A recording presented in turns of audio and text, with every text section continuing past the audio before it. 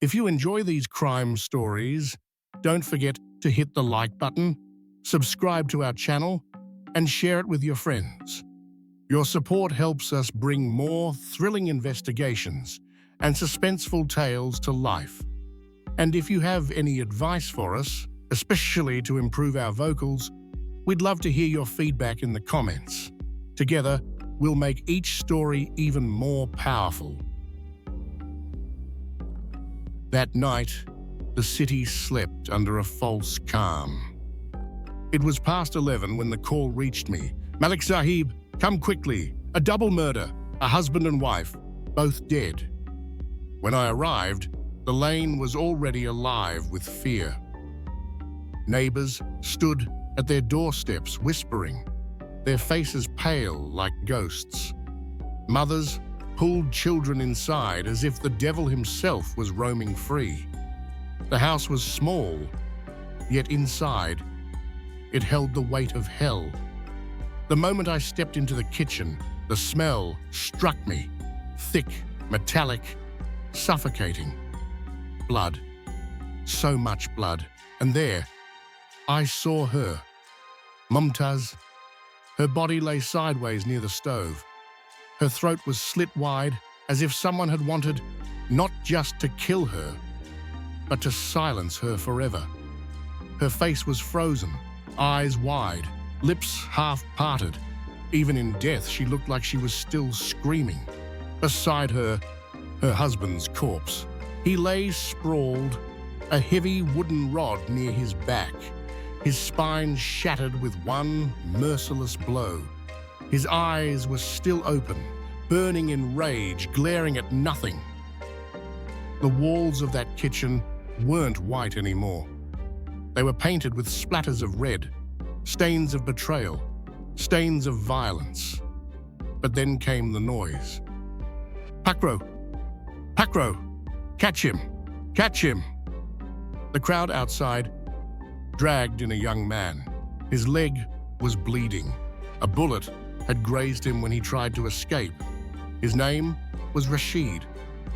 They threw him on the floor in front of me. His hands trembled. His lips moved like a man drowning. "Malik Sahib, I didn't do this. I swear on God. I was only passing by.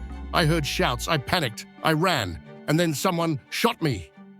His words spilled out like water from a broken jug. But his eyes told a different story.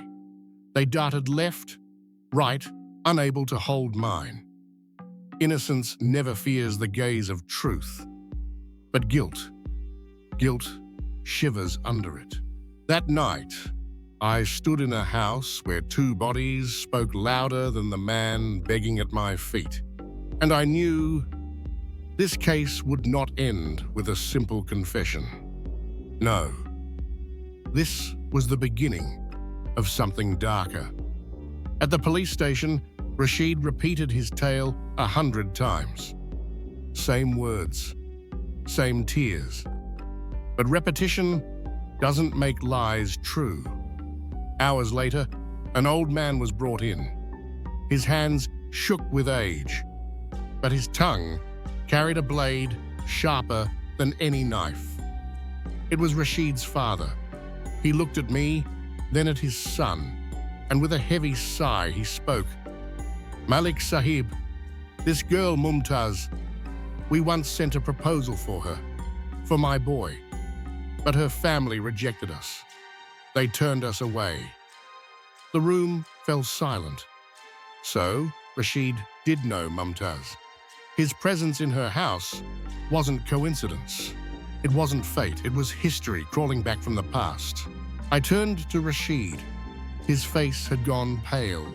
His lips trembled as he whispered, "Yes, I knew her, but I didn't kill her. I went that morning just to greet her. I asked if she wanted me to deliver something to her mother in the village. She said, 'Come tonight around 9. I'll have things ready, but come quietly from the back door. Don't tell anyone.'" His voice cracked, but he continued. "That night, I returned. I was late. The back door was open. I stepped inside. It was dark.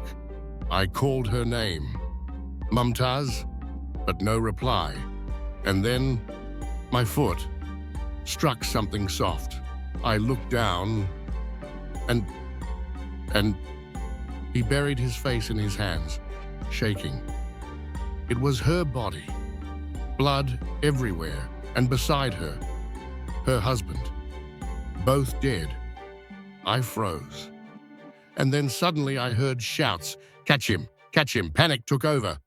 I ran through the front door. That's when they shot me. Malik Sahib, that's the truth. His story was neat, too neat, almost rehearsed. But I remembered something. Mumtaz had promised him things for her mother. Clothes, jewelry. Where were they? I ordered the kitchen to be searched again. Hours passed until finally a wooden chest in the corner revealed its secret. Inside lay gold jewelry, folded clothes, and a letter. The letter was addressed to Ami. It read, "Ami, he still comes to see me. I fear if my husband finds out, he will leave me. I am sending you these clothes and jewelry. Pray for me." The handwriting was shaky, filled with fear, and those words, "he still comes to see me," they did not point to Rashid. They whispered of another man, someone from Mumtaz's past. The story was far from over. The killer's shadow was still among us. I dug deeper into Mumtaz's past. Whispers from the village told me of a name spoken in fear, yet also in pity. Mohsin. Years ago, Mohsin had been part of a gang of dacoits. They looted villages, robbed families. But Mohsin was different. He never hurt anyone. His hands stole. But his heart was restless. One night, during a robbery at Mumtaz's home, their eyes met. She did not scream. She did not beg. Instead, she spat words that cut deeper than any blade. "Be a man, Mohsin. Leave this filth. Live with dignity or die in shame." That night, Mohsin left his gang. But he did not leave her memory. Gratitude turned into obsession. Obsession grew into love.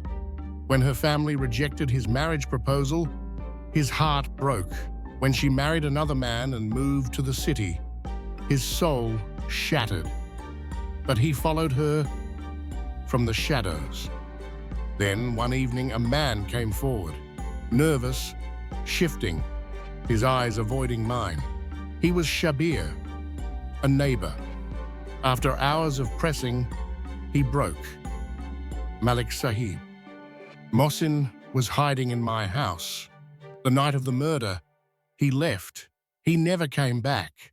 And then, as if fate had written the script itself, a lawyer walked in. Behind him stood a tall man, calm, collected, with piercing eyes that seemed to see through the walls. He stepped forward and said, "Malik Sahib, you seek the truth. I am Mohsin Rafiq." The room froze. The ghost had walked into the light. We sat face to face.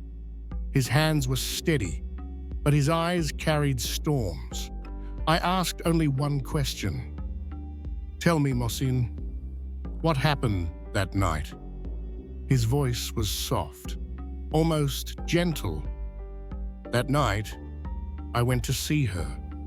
She had asked me to come, but when I entered the kitchen, her husband was already there. He had grown suspicious. He was furious. He shouted, accused her, called her faithless.